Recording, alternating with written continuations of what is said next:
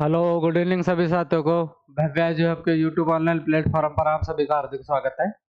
कल हमने CET batch में जब हमारी क्लासों की शुरुआत इंडियन पॉलिटी से की थी, तो हमने कल संविधान सभा के बारे में पढ़ा था। और संविधान सभा में हम जो संविधान सभा की बैठकें थी, तीसरी बैठक जो कि कब हुई थी, वह 13 दिसंबर 1946 को संविधान सभा की तीसरी बैठक हुई थी, जिसमें पंडित जवाहरलाल नेहरू जी द्वारा उद्देश्य प्रस्ताव पास किया जाता है कि जिसके अंदर ये बताया जाता है कि आखिर संविधान सभा को बनाने का उद्देश्य क्या है और संविधान सभा किस किस चीजों को लेकर कार्य कर रही है। अब आज की क्लास में हम आगे देखेंगे कि संविधान सभा के उद्देश्य प्रस्ताव को पारित करने के बाद में वह कौन सी समितियां थी जिन्होंने संविधान के निर्माण में महत्वपूर्ण भूमिका निभाई थी। तो आज में हम जानेंगे संविधान सभा की समितियों के बारे में। तो ध्यान रखना है कि संविधान सभा में कुल 22 समितियां थी कि कुल कितनी समितियां जो संविधान सभा को बनाने के लिए कार्य कर रही थी। तो कुल 22 समितियां थी, लेकिन 22 समितियों के बारे में ना पढ़कर हम सिर्फ 8 समिति, जो उनमें से 22 समितियों में से भी 8 क्या थी, 8 प्रमुख समितियां थी। कुल समितियां कितनी थी संविधान सभा की, तो आपको ध्यान रखना है कि संविधान सभा में कुल कितनी समितियां थी। तो कुल 22 समितियां थी, लेकिन उनमें से भी प्रमुख कौन सी समितियां थी, उनमें से 8 प्रमुख समितियां थी। और उनमें से भी अगर किसी प्रमुख समिति की बात करें तो वो समिति का नाम हम जिसको जानते हैं वो है प्रारूप समिति। तो हम देखते हैं कि आखिर वह कौन कौन सी 8 प्रमुख समितियां थी जिन्होंने संविधान सभा को बनाने में महत्वपूर्ण भूमिका निभाई थी, और उन समिति के अध्यक्ष कौन थे और उन समितियों का काम क्या क्या था। तो सबसे पहले बात करें संविधान सभा की कुछ महत्वपूर्ण समितियों की, तो सबसे पहले समिति आती है हमारी संघीय संविधान समिति, जिसके अध्यक्ष थे पंडित जवाहरलाल नेहरू जी। ये संघीय संविधान समिति। दूसरी संघीय शक्ति समिति और एक भारतीय राज्यों के लिए समिति। इन तीनों समितियों के जो अध्यक्ष थे वह कौन थे, वह पंडित जवाहरलाल नेहरू जी इन तीनों समिति के अध्यक्ष थे। अब इन तीनों समितियों का क्या कार्य था, तो संघ संघ से मैंने कल आपको बताया था, संघ से यहाँ पे मतलब है संपूर्ण भारतवर्ष से, कि संघ यानी कि देश के लिए क्या बनाना है, संविधान बनाना है। उसके लिए जो समिति गठित है वो किसकी अध्यक्षता में है, वह पंडित जवाहरलाल नेहरू जी की अध्यक्षता में समिति गठित है। दूसरा है संघीय शक्ति समिति, कि उस देश में क्या क्या शक्तियां रहेंगी, उनके लिए जो समिति है वह भी किसकी अध्यक्षता में, पंडित जवाहरलाल नेहरू जी की अध्यक्षता में। और भारतीय राज्यों के लिए क्या पावर रहने वाली है, उनके क्या कार्य रहने वाले या उनको क्या शक्तियां प्राप्त होने वाली है, उसके लिए भी जो समिति का गठन किया गया था उसके भी अध्यक्ष कौन थे, उसके भी अध्यक्ष पंडित जवाहरलाल नेहरू जी थे। दूसरे बात करें कि प्रांतीय संविधान समिति, जिसके अध्यक्ष कौन थे, हमारे लौह पुरुष सरदार वल्लभ भाई पटेल जी, जिसके अध्यक्ष थे कि जो भारतीय राज्य है, जो भारतीय प्रांत है, उनके संविधान के लिए उनको क्या विशेष अधिकार दिया जाए, उन सभी के लिए किस समिति के अध्यक्ष कौन थे, उस समिति के अध्यक्ष यानी कि प्रांतीय संविधान समिति के अध्यक्ष कौन थे, सरदार वल्लभ भाई पटेल। और दूसरी बात करें कि हमारे देश के नागरिकों को मौलिक अधिकार, अल्पसंख्यक समुदाय के लिए क्या प्रावधान, जनजातीय क्षेत्र या फिर बाह्य व आंशिक बाहरी क्षेत्रों के लिए क्या प्रावधान रहने वाले हैं, उनके लिए जो संविधान सभा में समिति गठित की गई थी उसके अध्यक्ष भी कौन थे, तो उसके अध्यक्ष भी कौन थे, सरदार वल्लभ भाई पटेल। तो आपको समितियों का नाम ध्यान रखना है कि संघीय संविधान समिति, संघीय शक्ति समिति या फिर भारतीय राज्यों के लिए बाहरी समिति, उसके अध्यक्ष कौन थे, पंडित जवाहरलाल नेहरू जी उनके अध्यक्ष थे। और प्रांतीय संविधान समिति या फिर मौलिक अधिकार, अल्पसंख्यक, जनजातीय क्षेत्र व बाह्य व आंशिक बाहरी क्षेत्र, इस समिति के अध्यक्ष कौन थे, इस समिति के अध्यक्ष थे सरदार वल्लभ भाई पटेल। अब नागरिकों के लिए मौलिक अधिकार, अल्पसंख्यक समुदायों के अधिकार, जनजातीय क्षेत्र, बाह्य व आंशिक बाहरी क्षेत्रों के जो अधिकारों के लिए समिति क्या थी, सरदार वल्लभ भाई पटेल। लेकिन इनके ऊपर तो भारत के एकीकरण की भी जिम्मेदारी थी। भारत का एकीकरण का सबसे बड़ा श्रेय किसे जाता है, सरदार वल्लभ भाई पटेल को। इसी कारण इन्हें किसकी संज्ञा या फिर किस उपनाम से ये प्रसिद्ध हुए, लौह पुरुष के नाम से यह प्रसिद्ध हुए थे। तो इनके कार्य को और आसान करने के लिए जो ये समितियां हैं, मौलिक अधिकार, अल्पसंख्यक, जनजातीय क्षेत्र, बाह्य आंशिक बाहरी क्षेत्र, इनकी भी क्या बनाई गई थी, इनकी भी उप समितियां बनाई गई थी।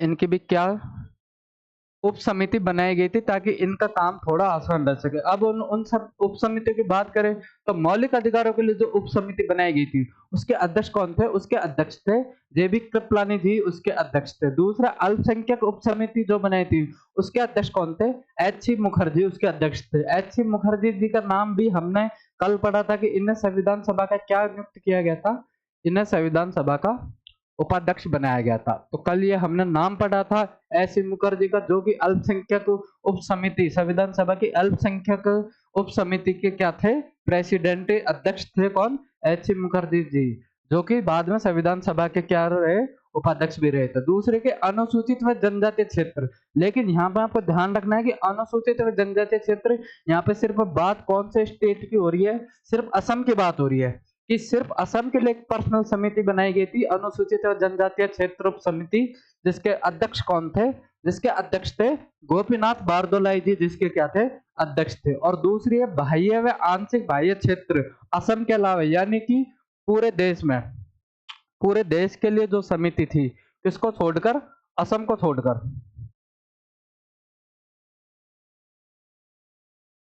असम को छोड़कर जो समिति बनाई गई थी, उसके अध्यक्ष कौन थे, उसके अध्यक्ष कौन थे, एवी ठक्कर जी उस समिति के अध्यक्ष थे। तो आपको ध्यान रखना है कि मौलिक अधिकार, अल्पसंख्यक, जनजातीय क्षेत्र, बाह्य व बाहरी क्षेत्र, इस समिति के अध्यक्ष कौन थे, सरदार वल्लभ भाई पटेल। लेकिन हम बात करें इसकी उप समितियों की, तो हमें ध्यान रखना है कि मौलिक अधिकार उप समिति के अध्यक्ष कौन थे, जेबी कृपलानी जी।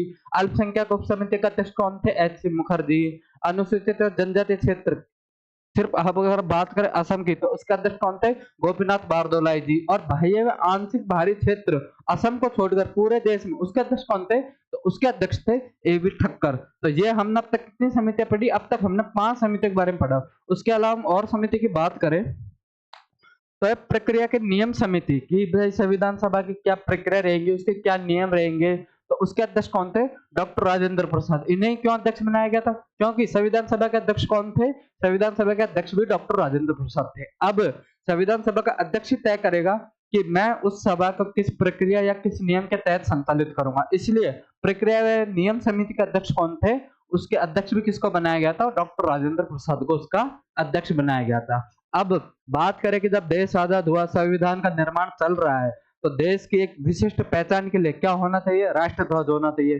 राष्ट्रध्वज के चुनाव के लिए एक समिति का गठन किया गया, तो उस समिति का अध्यक्ष भी किसे बनाया गया था, तो उस समिति अध्यक्ष भी, यानी कि राष्ट्रीय ध्वज के लिए जो समिति बनाई गई थी, उसका अध्यक्ष भी किसे बनाया गया था, तो उसका अध्यक्ष भी डॉक्टर राजेंद्र प्रसाद जी को अध्यक्ष उसका बनाया गया था। और जब संविधान सभा कार्य कर रही है, तो उसकी कार्य समिति क्या रहनी चाहिए, कि क्या वो कार्य करेगी, कार्य सही ढंग से कर रही है, नहीं कर रही है, तो उसके लिए संविधान सभा की एक कार्य समिति बनाई गई थी, जिसके अध्यक्ष कौन थे, जीवी मावलंकर साहब जी, जिसके क्या थे, अध्यक्ष थे। और जो संविधान सभा द्वारा जो ड्राफ्ट तैयार किया जा रहा था, उस ड्राफ्ट की जांच के लिए एक विशेष समिति का गठन किया गया था। किसकी अध्यक्षता में गठन किया गया था, वो कृष्णा स्वामी अय्यर जी की अध्यक्षता में उस समिति का गठन किया गया था, कि संविधान के ड्राफ्ट की जांच के लिए जो विशेष समिति का गठन किया गया था, उसके अध्यक्ष कौन थे, तो कृष्णा स्वामी जी अय्यर उसके अध्यक्ष थे। और उसके अलावा हम बात करते दूसरी समिति की, तो हमारी संविधान की प्रारूप समिति, जो कि संविधान की सबसे महत्वपूर्ण समिति मानी जाती है, और संविधान को बनाने का श्रेय किसको मिलता है, सबसे ज्यादा प्रारूप समिति को, जिसके अध्यक्ष कौन थे, जिसके अध्यक्ष थे डॉक्टर भीमराव अंबेडकर जी, जिसके अध्यक्ष थे। क्योंकि संविधान बनाने में सबसे महत्वपूर्ण भूमिका किस समिति ने निभाई थी, तो वह प्रारूप समिति ने निभाई थी। प्रारूप समिति के अध्यक्ष कौन थे, डॉक्टर भीमराव अंबेडकर प्रारूप समिति के अध्यक्ष थे। इसी कारण संविधान निर्माता या संविधान बनाने वाला आज किसे कहा जाता है, संविधान का जनक किसे कहा जाता है, वह डॉक्टर भीमराव अंबेडकर को कहा जाता है, जिसका सीधा सा कारण यह है क्योंकि वह प्रारूप समिति, जिसने भारत के संविधान को बनाने में सबसे महत्वपूर्ण भूमिका निभाई थी, उस प्रारूप समिति के अध्यक्ष कौन थे, डॉक्टर भीमराव अंबेडकर जी उस प्रारूप समिति के अध्यक्ष थे। और इस प्रारूप समिति का गठन कब किया गया था, तो ध्यान रखना है कि 29 अगस्त 1947 को, डेट आपको ध्यान रखनी है, ये डेट हमेशा आपको ध्यान रखनी है कि 29 अगस्त 1947 को प्रारूप समिति का गठन किया गया था, जिसके अध्यक्ष कौन थे, डॉक्टर भीमराव अंबेडकर जी, जिसके अध्यक्ष थे, जिन्हें भारत के संविधान का निर्माता या संविधान का जनक भी कहा जाता है। और बात करें कि इस प्रारूप समिति में सदस्य कौन कौन थे, तो ध्यान रखना है कि इस प्रारूप समिति में गोपाल स्वामी अयंगर जी, कृष्णा स्वामी अय्यर, मोहम्मद सादुल्ला, के एम मुंशी, माधवराव और टीटी कृष्णामाचारी जी, ये इनके सदस्य थे। और यह कितने सदस्यों की समिति थी, 7 सदस्य। इस समिति में कितने सदस्य थे, 7 सदस्यों की यह समिति थी, एक अध्यक्ष प्लस 6 सदस्यों के सहित यह समिति थी। इस 7 सदस्यों में कौन थे? एक अध्यक्ष और 6 सदस्य, और उन सदस्यों के नाम भी आपको ध्यान रखना है कि गोपाल स्वामी अयंगर, कृष्णा स्वामी अय्यर जी, मोहम्मद सादुल्ला जी, के एम मुंशी, माधव राव और टीटी कृष्णामाचारी। लेकिन जो माधव राव जी या टीटी कृष्णामाचारी जी थे, ये मूल प्रारूप समिति के सदस्य नहीं थे, ये बाद में प्रारूप समिति से जुड़े। वो क्यों जुड़े? तो ध्यान रखना है कि जो एन माधव, सॉरी इनका नाम एन माधव राव जी है, तो एन माधव राव जी थे, वो प्रारूप समिति से क्यों जुड़े? क्योंकि प्रारूप समिति के जो पहले सदस्य थे कौन? बीएल मित्र जी, वो बीमार होने की वजह से प्रारूप समिति को समय नहीं दे पाए, इसलिए उनके स्थान पर किसको जोड़ा? एन माधव राव जी को प्रारूप समिति का सदस्य बनाया गया था। और दूसरे सदस्य कौन थे? डीपी खेतान जी थे, जो कि प्रारूप समिति के सदस्य थे, लेकिन बीच में इनकी मृत्यु हो जाती है, इसलिए इनकी मृत्यु के बाद में इनका स्थान किसको मिलता है या इनके स्थान को कौन रिप्लेस करता है? तो टीटी कृष्णामाचारी जी इनके स्थान को लेते हैं। तो ये ध्यान रखना है कि प्रारूप समिति में कितने सदस्य थे? 7 सदस्य थे। गठन कब हुआ था? 29 अगस्त 1947 को। अध्यक्ष कौन थे? डॉक्टर भीमराव अम्बेडकर जी थे। भीमराव अम्बेडकर जी के अलावा और कितने सदस्य थे? 6 सदस्य थे। नाम आपको ध्यान रखना है, गोपाल स्वामी अयंगर, कृष्णा स्वामी अय्यर जी, Mohammed Saadulla, K M Munshi, N Madhav Rao, TT Krishnamachari. लेकिन एन माधव राव जी किसके स्थान पर? बीएल मित्र के स्थान पर ये प्रारूप समिति से जुड़े, और टीटी कृष्णामाचारी जी किसके स्थान पर? डीपी खेतान की मृत्यु के बाद में यह प्रारूप समिति से यह जुड़े थे। तो ये 2 फैक्ट भी आपको प्रारूप समिति के बारे में सुनने हैं। अब मैंने आपको बताया कि प्रारूप समिति ने संविधान निर्माण में सबसे ज्यादा महत्वपूर्ण भूमिका निभाई। तो आखिर इसकी महत्वपूर्ण भूमिका क्या थी? तो प्रारूप समिति ने लगभग कितने देशों का? 60 अन्य देशों के संविधानों का अध्ययन किया। प्रारूप समिति ने 60 अलग अलग देशों के संविधान का अध्ययन करके पता किया कि वहां के नागरिकों को क्या अधिकार है, वहां की शासन व्यवस्था कैसे संचालित होती है, वहां के लोगों को क्या अधिकार है, सरकार के पास क्या राइट्स है, वहां की सरकार किन कानूनों के अनुरूप कार्य करती है, इन सभी का अध्ययन किसने किया है? प्रारूप समिति ने लगभग कितने देशों का? लगभग 60 देशों का उन्होंने अध्ययन किया था। इस अध्ययन को करने के बाद में प्रारूप समिति ने जो भी उनको उन देशों की कोई अच्छी व्यवस्था लगती है, उसको कॉपी पेस्ट नहीं, उस व्यवस्था को यहाँ पे अपने हिसाब से भारत की राजनीति के हिसाब से यहाँ पे स्थानांतरित किया है, या फिर उस चीज को भारत में लागू किया है, जिसको हम आगे आने वाला अगला टॉपिक भारतीय संविधान के स्रोत, जिसमें हम देखेंगे कि हमने किन किन देशों से कौन कौन सी ऐसी व्यवस्थाएं हैं जो कि हमने भारत के संविधान में जोड़ी हैं। तो यह कार्य भी किसने किया था? तो यह कार्य भी प्रारूप समिति ने लगभग 60 देशों के संविधानों का अध्ययन करके यह कार्य किया था। और उससे क्या किया गया था कि उससे भारतीय संविधान का प्रारूप तैयार किया गया था, कि जो ये 60 देशों के संविधानों का अध्ययन किया गया था, इससे क्या किया गया था कि उससे भारत के संविधान का प्रारूप यानी कि एक मैटर तैयार किया गया था कि हाँ, हम हमारे देश में, अन्य देशों में ये व्यवस्था है, हम हमारे देश में भी ये व्यवस्था लागू करेंगे, या हम उस देश से भी अच्छी व्यवस्था हमारे भारत में लागू करेंगे। तो यह कार्य भी किसने किया था? तो यह कार्य भी हमारे संविधान की प्रारूप समिति ने यह कार्य किया था। और इस प्रारूप को जब ये 60 देशों का अध्ययन करने के बाद में जो भारतीय संविधान का प्रारूप तैयार किया गया था, तो इस प्रारूप को किसके समक्ष रखा गया था? संविधान सभा के समक्ष रखा गया था, जिसे संविधान सभा ने 3 पठन यानी कि 3 बार के पठन में, यानी कि जब भी कोई कानून सिस्टम क्या होता है कि कोई भी कानून, जैसे कि प्रेजेंट टाइम में भी कोई भी बिल हो जो सरकार द्वारा लाया जाता है, उसको लागू करने से पहले क्या किया जाता है कि वो बिल पढ़कर उन सभी सदस्यों को सुनाया जाता है कि हम ये कानून ला रहे हैं, ये बिल ला रहे हैं, ये हम नियम ला रहे हैं, और इस नियम में हम ये प्रावधान कर रहे हैं। उसी प्रकार जब प्रारूप समिति, जिसका कार्य क्या था? भारत के संविधान का प्रारूप तैयार करना, उसने 60 अलग अलग देशों के संविधान को पढ़कर जब भारत के संविधान का प्रारूप तैयार किया था, तो उस प्रारूप को किसके सामने रखा था? संविधान सभा के सामने रखा था। और संविधान सभा के सामने 3 पठन यानी कि 3 बार उसको पढ़कर सुनाया था। तो पठन कब कब चालू हुए? तो संविधान सभा ने कितने पठनों में उस चीज को पारित किया था? तो ध्यान रखना है कि 3 पठन में भारत के संविधान को पारित किया था। और वो 3 पठन कौन कौन से हैं? तो ये भी ध्यान रखना है कि जो प्रथम पठन है वह कब से चालू होता है? तो वह 4 नवंबर 1948 से 9 नवंबर 1948 तक। कब? भारत के संविधान का प्रथम पठन। कि बस इस प्रथम पठन में जो संविधान सभा, जो प्रारूप समिति के सदस्य थे, उन्होंने ये बताया कि हमने ये चीजें तैयार की हैं, यानी कि पूरा दस्तावेज उन्होंने पढ़कर सुनाया था। और जो द्वितीय पठन था, द्वितीय पठन वो कब से चालू होता है? 15 नवंबर 1948 से 17 अक्टूबर 1949, यानी कि सबसे ज्यादा समय किसमें लगा है? द्वितीय पठन में। कितना समय लगा है? 11 महीने का।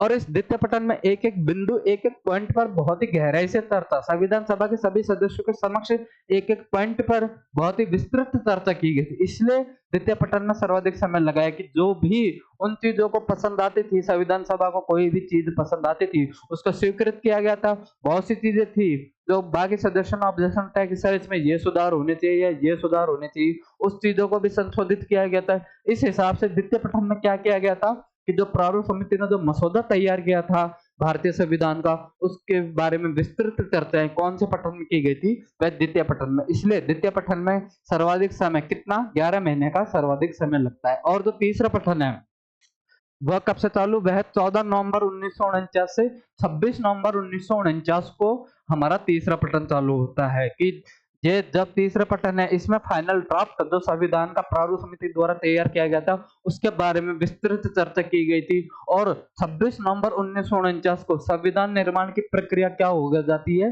पूरी हो जाती है। क्योंकि तीसरा पठन की समाप्ति कब होती है, 26 नवंबर 1949 को। इसलिए 26 नवंबर 1949 को संविधान निर्माण की प्रक्रिया पूरी हो गई।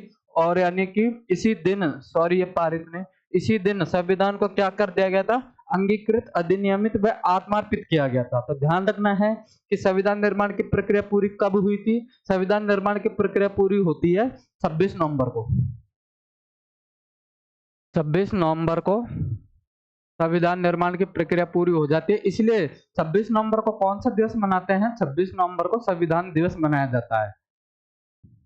आपको ध्यान होगा कि संविधान दिवस हमारा कब मनाया जाता है, 26 नवंबर को मनाया जाता है। उसका रीजन क्या है, क्योंकि 26 नवंबर के दिन, 26 नवंबर के दिन क्या हो गया था, संविधान निर्माण की प्रक्रिया पूरी हो गई थी। संविधान निर्माण की प्रक्रिया कब पूरी होती है, तो वह 26 नवंबर को संविधान निर्माण की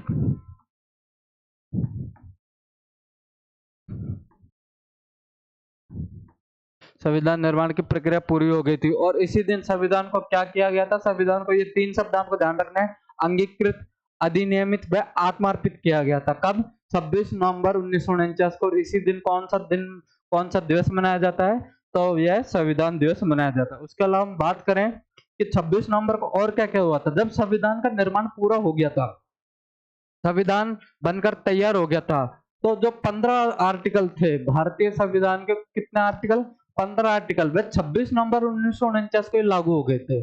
और बाकी का शेष संविधान कब लागू हुआ था, तो बाकी का शेष संविधान हमारे गणतंत्र दिवस, कब, 26 जनवरी 1950, 26 जनवरी 1950 को क्या हुआ था, शेष संविधान लागू। और बाकी के 15 आर्टिकल कब लागू हुए थे, वह 26 नवंबर 1949 में।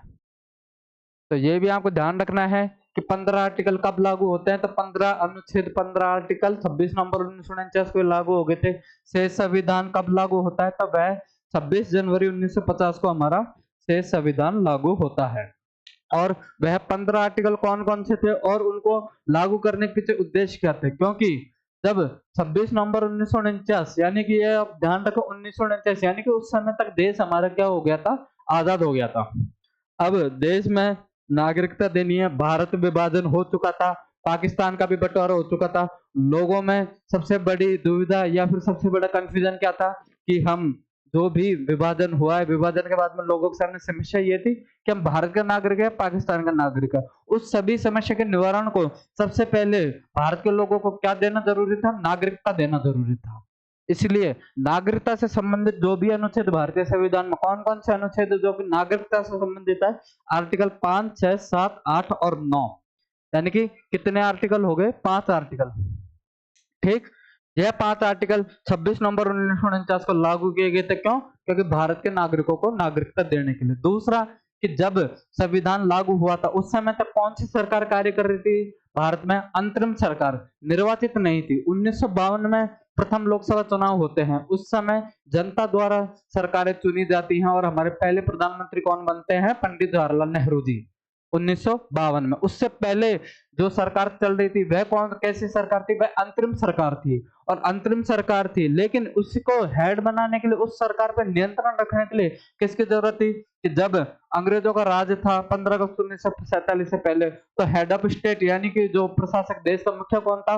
वो गवर्नर जनरल को बोलते थे। लेकिन देश की आजादी के बाद में कौन? राष्ट्रपति, जो कि संवैधानिक प्रमुख किसी भी देश का होता है राष्ट्रपति। इसलिए अनुच्छेद 60 जो कि किससे संबंधित है? वह राष्ट्रपति की शपथ से संबंधित है। इसलिए अनुच्छेद 60 को भी कब लागू किया गया था? 26 नवंबर 1949 के दिन अनुच्छेद 60 को लागू किया गया था। क्यों? क्योंकि यह राष्ट्रपति की शपथ से संबंधित है, और राष्ट्रपति क्या होता है? देश का संवैधानिक प्रमुख होता है। दूसरा कौन सा अनुच्छेद था? अनुच्छेद 324 जो कि किससे संबंधित है? वह निर्वाचन आयोग से संबंधित है। इसको लागू करने के पीछे का क्या उद्देश्य था? क्योंकि देश का संविधान तैयार हो चुका था, अंतरिम सरकार कार्य कर रही थी, लेकिन क्योंकि देश में कैसी व्यवस्था है? लोकतांत्रिक और संसदीय शासन व्यवस्था है, इसलिए चुनाव करवाने जरूरी थे। चुनाव कौन करवाता है भारत में? लोकसभा हो या विधानसभा, उनके चुनाव कौन करवाता है? उनके चुनाव कौन करवाएगा? निर्वाचन आयोग करवाएगा। हम जब संविधान को लागू कर रहे थे, जब 26 नवंबर 1949 को हमारा संविधान पूर्ण हो चुका था, उसके बाद में हमारी आगे की क्या प्रोसेस थी? देश में चुनाव करवाना। उसके लिए किसकी आवश्यकता थी सबसे ज्यादा? निर्वाचन आयोग की। और भारत के संविधान के कौन से अनुच्छेद में निर्वाचन आयोग का प्रावधान है?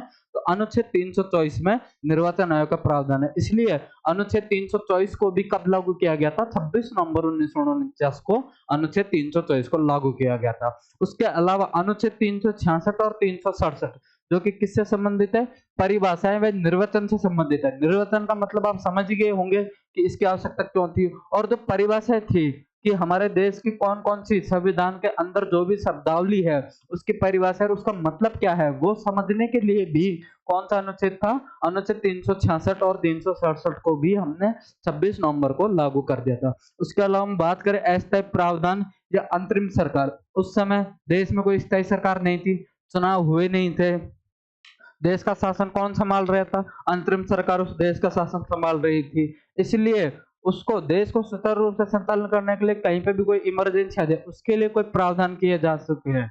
कौन सी सरकार द्वारा? अंतरिम सरकार द्वारा अगर कोई प्रावधान करने की नौबत आती है तो उसके लिए भी कुछ नियम कायदे कानून होने चाहिए संविधान में। तो उसका कानून कौन से हैं? 300 आर्टिकल 369, 79, 80, 88, 91 और 92 ये आर्टिकल के अंदर ये है। तो इसमें किसका प्रावधान था? इसमें अस्थायी प्रावधान। कौन सा आर्टिकल है? आर्टिकल 379, 380, 388, 391 और 392 आर्टिकल ये किससे संबंधित है? अस्थायी प्रावधान या अंतरिम सरकार। क्यों? क्योंकि उस समय देश में चुनाव हुए नहीं थे, इसलिए देश में किसी भी इमरजेंसी के तौर पर अगर अस्थायी प्रावधान करने की जरूरत आती है तो उसके लिए भी इन आर्टिकलों को कब लागू कर दिया गया था?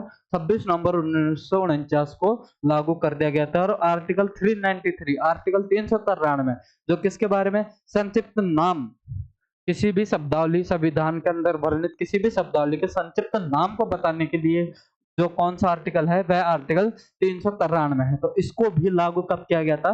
26 नवंबर 1949 को दिन लागू किया गया था। और एक आर्टिकल है अनुच्छेद 394 जो सिर्फ इस बात की जानकारी देता है कि हम 15 अनुच्छेद कब लागू कर रहे हैं? 26 नवंबर 1949 को हम लागू कर रहे हैं। इसकी जानकारी कौन सा देता है? आर्टिकल 394। तो यह कुल 15 अनुच्छेद जो कि कब लागू होते हैं? यह संविधान लागू कब होता है? 26 जनवरी 1950। संविधान लागू होने से पहले हमारे देश में 15 अनुच्छेद 26 नवंबर 1949 को ही लागू हो जाते हैं। और 26 नवंबर 1949 को जो 15 अनुच्छेद लागू हो रहे हैं उसकी जानकारी हमें कौन सा आर्टिकल देता है? आर्टिकल 394 हमें उसकी जानकारी देता है। तो ये 15 अनुच्छेद हैं जो कि कब लागू होते हैं? 26 नवंबर 1949 के दिन ही यह अनुच्छेद लागू हो जाते हैं। तो इस चीज की हमें थोड़ी क्या रखनी है? इस चीज की हमें थोड़ी जानकारी रखनी है। उसके अलावा हम बात करें और आगे, तो 15 अनुच्छेद लागू हुए थे, उसके आगे क्या था कि शेष संविधान कब लागू हुआ था? शेष संविधान 26 जनवरी 1950 के दिन लागू हुआ था। और संविधान पूरा होने में जो कितना समय लगा था? तो 2 वर्ष 11 माह 18 दिन यह टाइम लगा था। कितना था? 2 वर्ष 11 माह और 18 दिन। ये इतना कुल समय संविधान को तैयार होने में लगा था। 2 ईयर्स 11 मंथ 18 डेज ये इतना समय संविधान को तैयार होने में लगा था। और इस दौरान संविधान सभा की कुल कितनी बैठकें हुई थी? तो इस दौरान संविधान सभा की कुल 11 बैठकें हुई थी कि संविधान सभा ने कुल कितनी बैठकों में संविधान को पूरा किया था, तो 11 बैठकें। तो 2 वर्ष 11 माह 18 दिन और कुल कितनी बैठक है, ध्यान रखना है, कुल 11 बैठक। इन समय में संविधान सभा का कार्य क्या हुआ था, संविधान सभा का कार्य पूर्ण हुआ था।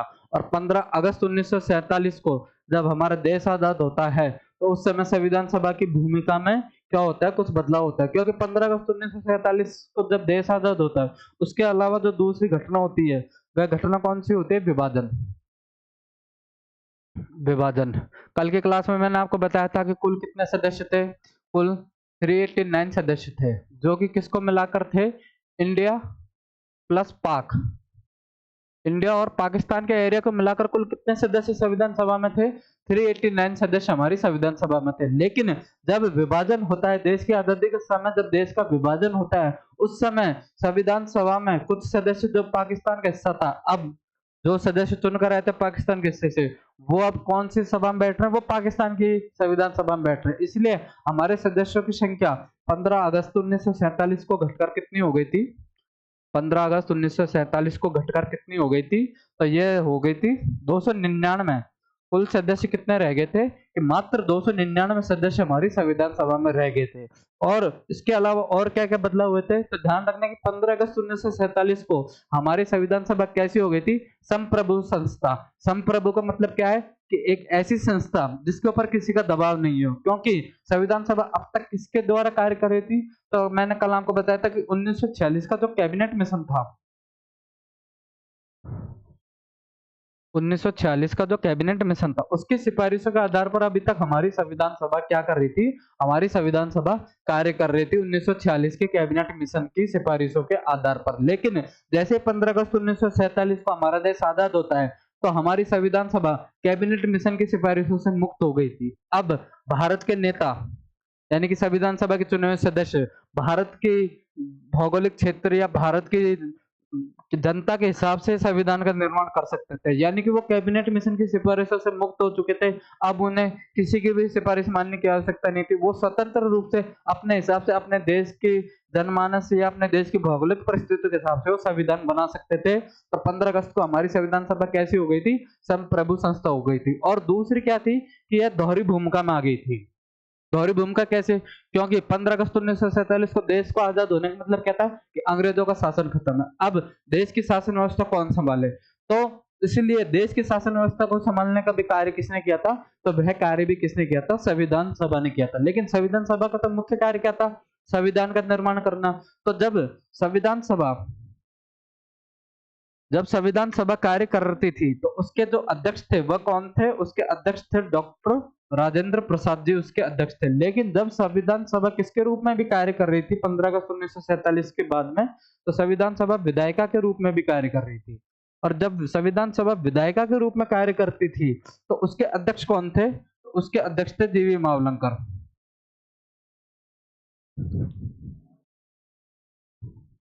जीवी मावलंकर साहब उसके क्या थे, अध्यक्ष थे। कि जब संविधान सभा विधायिका के रूप में कार्य करती थी तो उसके अध्यक्ष कौन थे, उसके अध्यक्ष जीवी मावलंकर जी थे। और जब संविधान सभा संविधान बनाने का कार्य करती थी तो उस समय उसके अध्यक्ष कौन थे, तो डॉक्टर राजेंद्र प्रसाद जी उसके अध्यक्ष थे। और सदस्य संख्या में क्या बदलाव आया था कि पहले कितने सदस्य थे, 389, बाद में विभाजन के बाद में कितने सदस्य रह जाते हैं, 299 सदस्य संविधान सभा में रह जाते हैं। जिनमें भी हम बात करें तो रियासतों से कितने सदस्य रह जाते हैं, क्योंकि कुछ रियासतें कहाँ पे चली गई थी, तो कुछ रियासतें पाकिस्तान की सिम चली गई थी, तो रियासतों से 70 सदस्य ही संविधान सभा में रह जाते हैं। तो ये चीजें भी आपको ध्यान रखनी है कि 15 अगस्त 1947 को संविधान सभा की भूमिका में बदलाव होता है, संविधान सभा हमारी संप्रभु संस्था बन जाती है। क्यों, क्योंकि यह 1946 के कैबिनेट मिशन की सिफारिशों से मुक्त हो जाती है दूसरी दोहरी भूमिका में। अब यह संविधान बनाने के साथ साथ में देश की क्या संभाल रही है, शासन व्यवस्था संभाल रही है, इसलिए यह विधायिका के रूप में कार्य कर रही है। तो उस समय के अध्यक्ष कौन थे, तो उस समय के अध्यक्ष हमारे जीवी मावलंकर जी, उस समय के जब संविधान सभा विधायिका के रूप में कार्य करती थी तब उस समय हमारे अध्यक्ष थे। और सदस्य संख्या कितनी, 379 से घटकर कितनी रह गई थी, तो 299 हमारी सदस्य संख्या रह गई थी। उसके अलावा भी हम बात करें कि संविधान निर्माण के अलावा भी संविधान सभा ने और क्या क्या महत्वपूर्ण निर्णय लिए, तो ध्यान रखना है कि 22 जुलाई 1947 को किसको मान्यता दी थी, राष्ट्र ध्वज को। और हमारे राष्ट्र ध्वज का नाम क्या है, तो हमारे राष्ट्र ध्वज का नाम है तिरंगा। क्यों? क्योंकि यह 3 रंगों से बना है, इसलिए इसको तिरंगा बोलते हैं। तो 22 जुलाई 1947 को राष्ट्रध्वज को मान्यता संविधान सभा द्वारा दी गई थी और 13 मई 1949 को राष्ट्रमंडल की सदस्यता को मान्यता, राष्ट्रमंडल जिसको इंग्लिश में बोलते हैं कॉमनवेल्थ, कॉमनवेल्थ की हमने सदस्यता कब ली थी? 13 मई 1949 को। ये है क्या आखिर कॉमनवेल्थ, यानी कि राष्ट्रमंडल आखिर है क्या? तो राष्ट्रमंडल उन देशों का समूह है जिन पर कभी ब्रिटिश साम्राज्य का अधिकार रहा हो, ऐसे देशों के समूह को क्या कहा जाता है? राष्ट्रमंडल। और भारत ने राष्ट्रमंडल की सदस्यता कब ली थी? तो 13 मई 1949 को भारत ने राष्ट्रमंडल की सदस्यता ली थी। और उसके अलावा 24 जनवरी 1950 को क्या है? राष्ट्रगान, जो कि हमारा कौन सा है? जनगण मन, और राष्ट्रगीत जो कि कौन सा है? वंदे मातरम, उसको हमने क्या दी गई थी? उसको हमने मान्यता दी थी। कब दी थी? 24 जनवरी 1950 को। इसके अलावा भी अगर हम बात करें 24 जनवरी 1950 को और क्या क्या हुआ था, तो ध्यान रखना है कि राष्ट्रपति का चुनाव 24 जनवरी 1950 को क्या किया गया था? राष्ट्रपति का चुनाव, राष्ट्रपति का चुनाव। और जो हमारे फर्स्ट राष्ट्रपति यानी कि फर्स्ट प्रेसिडेंट कौन बनते हैं हमारे देश के? तो हमारे पहले राष्ट्रपति कौन बनते हैं? वह बनते हैं डॉक्टर राजेंद्र प्रसाद, डॉक्टर राजेंद्र प्रसाद जी, जो कि संविधान सभा के अध्यक्ष थे। उन्हें बाद में क्या बनाया गया था? हमारे देश का प्रथम राष्ट्रपति डॉक्टर राजेंद्र प्रसाद को कब बनाया गया था? तो यह है, ध्यान रखनी है आपको, 24 जनवरी 1950 को हमारे देश का प्रथम राष्ट्रपति किसे बनाया गया था? तो डॉक्टर राजेंद्र प्रसाद को। इसके अलावा और 24 जनवरी 1950 क्या हुआ था? तो यह संविधान सभा की अंतिम बैठक थी। यह भी ध्यान रखना है कि संविधान सभा की अंतिम बैठक कब थी? तो वह 24 जनवरी 1950 को संविधान सभा की अंतिम बैठक। क्योंकि इसके जस्ट 2 दिन बाद 26 जनवरी 1950 को हमने संविधान को क्या कर दिया था? लागू कर दिया था। तो हमारी संविधान सभा की अंतिम बैठक कब हुई थी? तो वह 24 जनवरी 1950 को। यह संविधान सभा की अंतिम बैठक थी। इसमें क्या कर दिया गया था? इसमें संविधान सभा को भंग, इस बैठक के दौरान क्या कर दिया गया था? संविधान सभा को भंग कर दिया गया था। और इसमें संविधान सभा को जब भंग किया गया था तो इसमें कितने सदस्य उपस्थित थे, कितने सदस्यों ने हस्ताक्षर किए थे? तो ध्यान रखना है 284 सदस्यों ने 284 सदस्यों ने यहाँ पे क्या किए थे? हस्ताक्षर किए थे।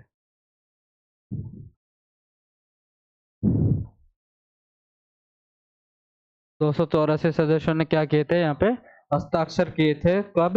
24 जनवरी 1950 को। तो ध्यान रखना है कि 24 जनवरी 1950 को क्या क्या कार्य हुए थे कि राष्ट्रगान व राष्ट्रगीत को मान्यता दी गई थी।